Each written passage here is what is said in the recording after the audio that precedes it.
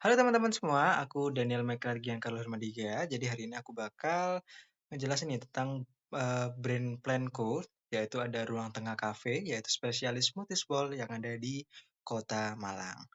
Jadi teman-teman, Ruang Tengah sendiri adalah sebuah kafe kecil nih teman-teman yang berfokus pada penyediaan smoothies bowl sehat dengan berbagai varian buah dan juga topping berkualitas. Mengusung konsep homey, Ruang Tengah sendiri dirancang sebagai ruang nyaman layaknya ruang keluarga nih teman-teman. Jadi tempat pelanggan bisa menikmati makanan sehat sambil bersantai, setelah itu berbincang dan juga bekerja ringan.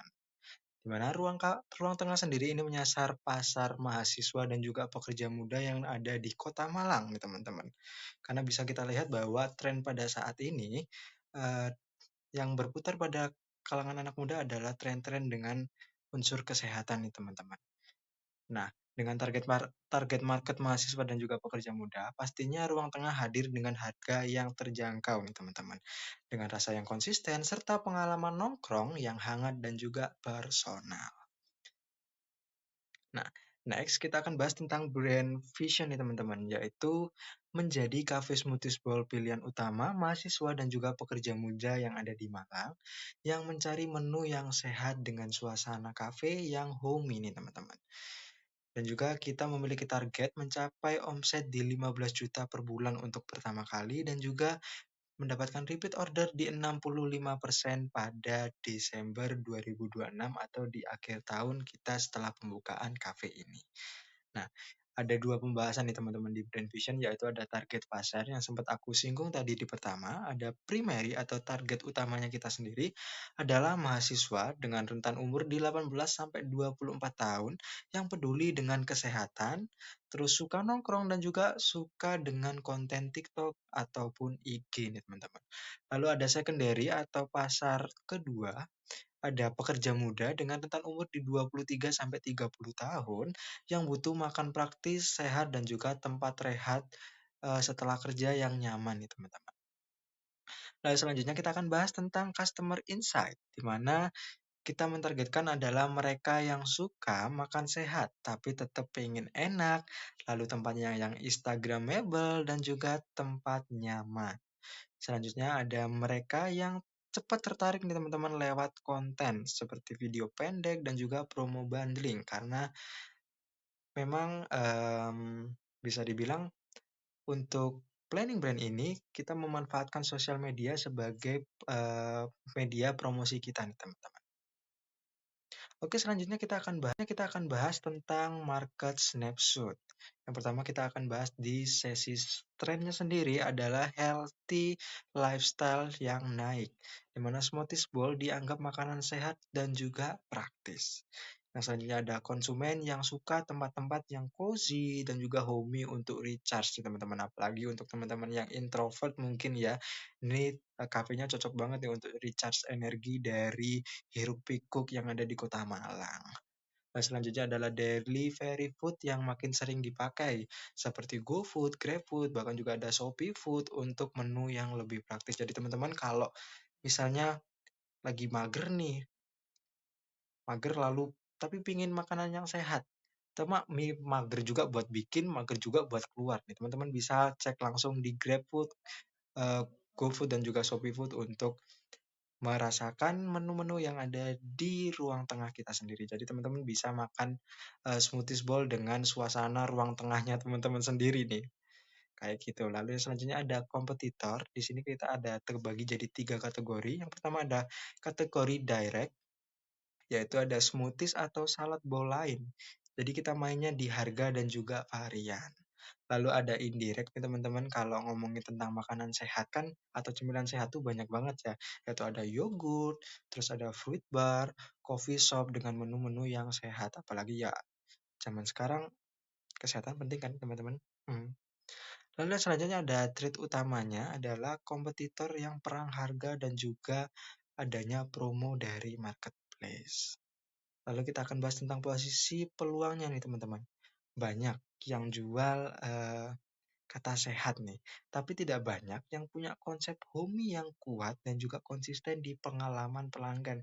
Jadi teman-teman kita selain menyediakan makanan atau cemilan yang sehat, kita juga menyediakan tempat yang homey dan juga memberikan pengalaman yang tentunya bagus untuk calon pelanggan kita. Nah, selanjutnya kita akan masuk di sesi brand plan, di mana nanti kita akan membahas tiga sisi. Yang pertama ada analisis, yaitu ada P&L forecast dalam satu tahun. Di sini kita menggunakan asumsi angka, karena memang wajib angka ya teman-teman. Yang pertama ada sales atau pendapatan, kita bertarget di dalam satu tahun mendapatkan di 180 juta dengan penghasilan di kalau dalam per bulannya berarti di 15 juta ya teman-teman. Lalu ada COGS atau HPP, yaitu ada bahan buah, yogurt, granola, topping, cup, dan lain sebagainya itu di 108 juta dengan gross marginnya di 72 juta dengan GM persen di 40%. Lalu kita juga menyiapkan marketing budget di 18 juta per tahun, yang artinya dalam satu bulannya kita akan menghabiskan di 1,5 juta dengan contribution margin di 54 juta dengan CM persen di 30%. Lalu kita bergeser di bawahnya sedikit ya teman-teman, ada drivers atau pendorong utamanya sendiri adalah pertama ada produk yang fresh, rasa enak dan juga topping yang menarik. Nah, selanjutnya ada yang konsep homey dari tempat kita, jadi pelanggan itu bisa betah dan juga pingin balik lagi ke cafe kita nih teman-teman. Lalu selanjutnya ada harga yang terjangkau untuk kalangan mahasiswa karena memang target marketnya utamanya ada di kalangan mahasiswa. Lalu selanjutnya adalah pembuatan konten IG dan juga TikTok yang mudah viral dengan kita main di visual produk yang bagus dan juga tren-tren TikTok yang lagi berjalan. Nah, selanjutnya kita geser lagi ke bawah sedikit, ada inhibitors atau penghambat. Yang pertama ada awareness yang masih rendah karena memang orang belum tahu ya teman-teman. Bisa dibilang karena memang ini masih bisnis yang baru, jadi banyak orang yang belum tahu. Jadi kalau istilah anak muda mungkin hidden gem ya teman-teman. Dan selanjutnya ada konsisten konten dan juga promo yang belum stabil. Ya, kembali lagi karena ini merupakan bisnis baru, jadi pastinya yang ngehandle masih kita-kita juga ya teman-teman, masih belum bisa diserahkan kepada orang lain. Jadi ya bisa dibilang akan sulit untuk melakukan kedua hal ini secara konsisten atau dengan stabil. Lalu yang selanjutnya adalah kapasitas yang kecil. Jadi ini cukup krusial ketika ada jam yang ramai. Jadi ini bisa penuh dan juga mengakibatkan slow service. Nah, kita balik ke atas, ada risk atau resiko utama ya teman-teman. Yang di pertama ada harga buah yang naik. Karena memang bisa dibilang dalam setiap tahun harga buah itu pasti nggak selalu stay di harga itu aja. Pasti ada kenaikan dan juga penurunan. Lalu selanjutnya ada kompetitor yang masuk dengan harga lebih murah nih teman-teman. Nggak tahu itu pakai buah gimana. Tapi intinya mereka masuknya dengan harga yang lebih murah. Lalu selanjutnya ada ulasan buruk nih teman-teman. Kalau pas pembukaan atau pas berjalannya bisnis ini itu tidak konsisten dan juga servisnya turun. Nah, kita bahas juga di analisis ini ada opportunities atau peluang yang dimana ada tren sehat yang meningkat saat ini.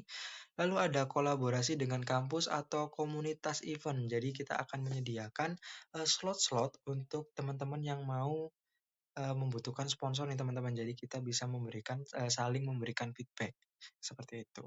Lalu yang selanjutnya ada paket bundling atau subscription. Dan selanjutnya ada channel delivery memperluas jangkauan. Nah, sekarang kita masuk ke brand plan yang selanjutnya, ada strategi nih teman-teman. Yang pertama ada key issues, di mana kita ada 3 isu utama. Yang pertama ada cara paling cepat menaikkan pelanggan baru, yaitu dengan konten organik atau iklan mungkin. Lalu yang kedua ada cara menaikkan repeat order, mungkin bisa dengan loyalty, bundling, atau menu seasonal. Dan yang ketiga ada channel paling efektif untuk scale, yaitu ada dine-in versus delivery atau mungkin B2B dengan kampus atau juga kantor.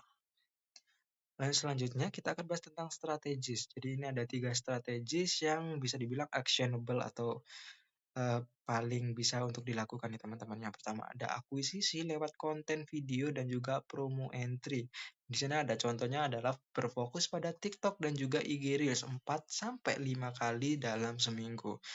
Mungkin kayak teman-teman kalau tahu dengan konten-konten making bowl, before after, menu of the week, kalau juga ada yang paling terbaru ada Get Ready With Me ini mungkin teman-teman bisa dibuat kayak gitu.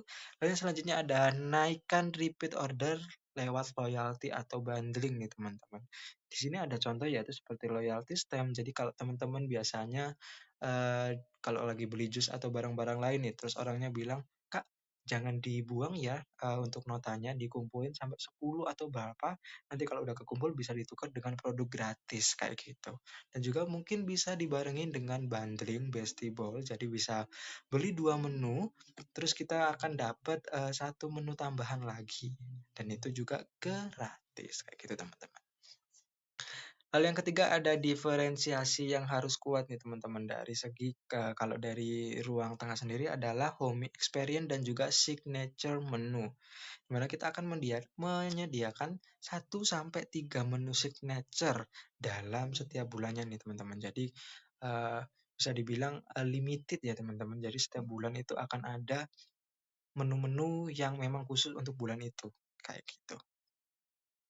Lalu selanjutnya ada goals. Di sini kita pakai smart ya teman-teman. Di mana yang pertama ada omset dari baseline yaitu 15 juta per bulan dan juga itu terhitung dalam 12 bulan.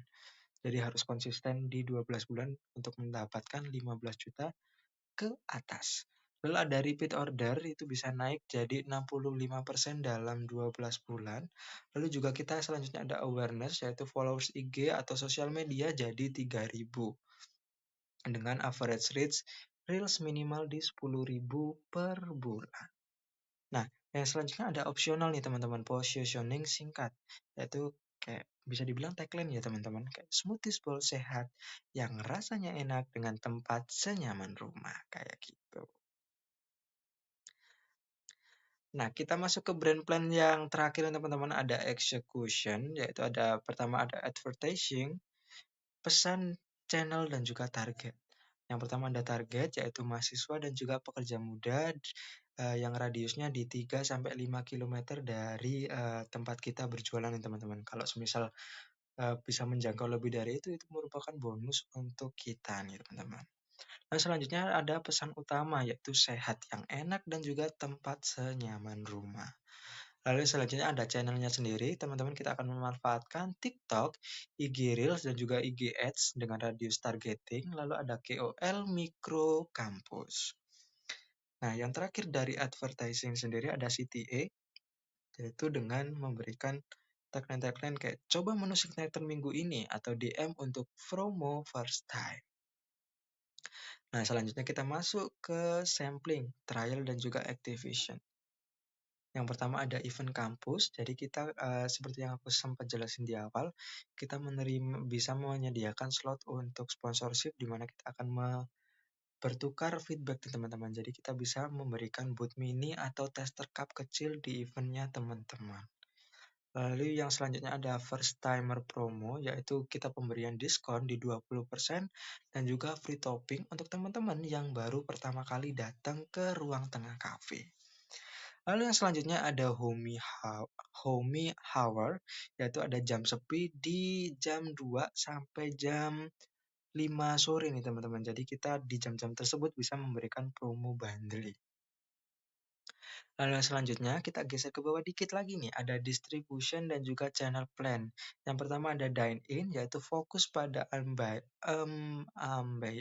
ambience dan juga pengalaman dari pelanggan itu sendiri. Lalu selanjutnya ada delivery, yaitu dengan GrabFood, GoFood, dan juga foto menu yang profesional yang akan kita tampilkan dalam aplikasi tersebut nih teman-teman. Lalu yang selanjutnya ada pre-order untuk menu yang limited atau yang signature di bulan itu.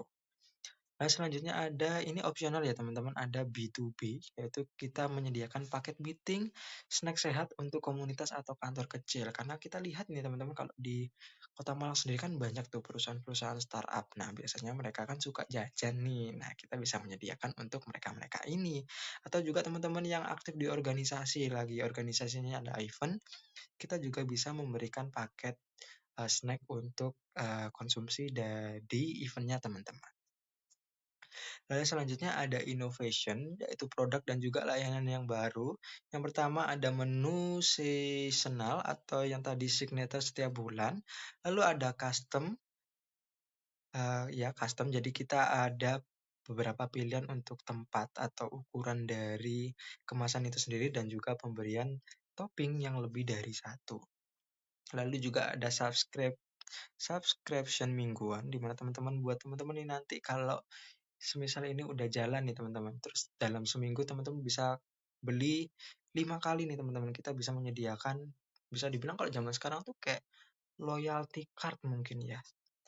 Terus selanjutnya ada competitive attack atau dan juga defense ya teman-teman. Kalau attack-nya sendiri ada bundling dan juga konten, yaitu compare value dari porsi, topping, rasa tanpa jelekan kompetitor lain ya pastinya teman-teman. Jadi di sini mungkin kita bisa bikin, ini sebenarnya nggak asing juga ya dalam dunia perkontenan, bahwa kita bikin sebuah settingan di mana kita nggak harus langsung direct dengan kompetitor. Jadi kita bikin, kompetitor buatan nih teman-teman, terus kita memberikan compare, kayak gitu.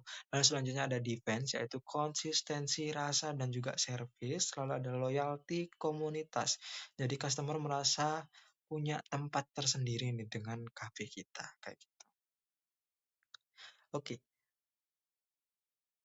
selanjutnya nih teman-teman kita akan bahas tentang logika PNL. Yang pertama ada asumsi sederhana, yaitu harga rata-rata satu mangkok atau satu bowlnya sendiri itu ada di 30.000 dengan harga termurah yang sempat aku jelaskan tadi di 15.000.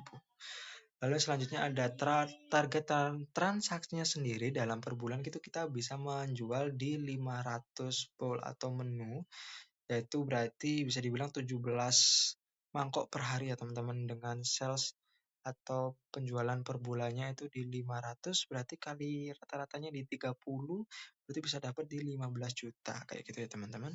Lalu selanjutnya ada COGS atau HPP, contoh logika di 60% nih teman-teman. Yang aku buat ada buah, yogurt, granola, topping dan juga packaging itu per per mangkoknya dapat di 18.000, lalu kita kalikan nih teman-teman dengan target kita tadi di 500 mangkok dengan 18.000, dapatnya di 9 juta, yaitu di 60%, berarti gross marginnya kita ambil di 40% untuk ruang, operasional dan juga grow. Lalu ada marketing budget nih teman-teman. Seperti yang sempat aku bilang di awal, marketing budget kita sediakan di 1,5 juta per bulan dengan ads yang cukup kecil dan juga KOL mikro, lalu bisa didampingi juga dengan sampling. Nah, berikut ini ada rincian strateginya sendiri. Yang pertama ada konten video, karena bisa dibilang kan sosial media adalah mesin awareness termurah nih teman-teman untuk kita melakukan promosi untuk bisnis kita, yaitu dengan melakukan produk visual, warna buah, topping, itu bisa mudah viral. Lalu target pasarnya pastinya ada di sosial media seperti TikTok dan juga IG Reels yang paling ramai untuk saat ini. Dengan formatnya sendiri kita bisa membuat sesi-sesi seperti behind the bowl, menu of the week, the day, dan juga customer reaction. Nah, selanjutnya ada loyalty dan juga bundling untuk meningkatkan repeat order nih teman-teman. Yaitu ada smoothies bowl sering jadi craving kalau enak, lalu ada loyalty yang membuat pelanggan itu punya alasan nih teman-teman buat balik ke tempat kita. Lalu selanjutnya ada bundling untuk menaikkan AOV atau average order value. Lalu juga kita memberikan home experience yang menjadi pembeda nih, yang sulit ditiru untuk kompetitor lain. Jadi mungkin bisa dibilang banyak nih teman-teman yang bisa jual smoothies bowl ini sendiri. Tapi feeling nyaman seperti rumah dan juga detail experience itu lebih susah untuk ditirukan kayak gitu. Nah, sekarang kita masuk ke rencana dalam 12 bulan nih teman-teman. Yang pertama kita akan terbagi jadi 4 kuartal ya teman-teman. Yang pertama ada kuartal 1, yaitu bulan pertama sampai bulan ketiga itu adalah proses di mana kita akan build awareness, yaitu rapikan branding visual seperti logo, warna dan juga feed dalam sosial media. Lalu selanjutnya ada konten, itu konsisten di 4 sampai 5 kali dalam seminggu, dan juga launch 3 menu signature dan juga promo first timer. Oke, selanjutnya lanjut di kuartal kedua itu ada bulan keempat sampai keenam adalah proses push repeat, yaitu kita akan menjalankan loyalty card kita, lalu ada juga bundling bestie ball dan juga satu event kampus per bulan. Ini untuk sampling atau mungkin kita bisa jualan mini-mini gitu ya kan di event-event yang berjalan yang ada di Kota Malang, teman-teman. Selanjutnya ada kuartal ketiga nih teman-teman, ada bulan ke-7 sampai ke-9, yaitu skill channel, di mana kita akan mengoptimalkan delivery, yaitu tampilan foto menu yang ada di aplikasi dan juga rating promo dan juga promo di jam-jam tertentu. Jadi di sini juga kita akan melakukan kerjasama KOL mikro 2 kali dalam sebulan.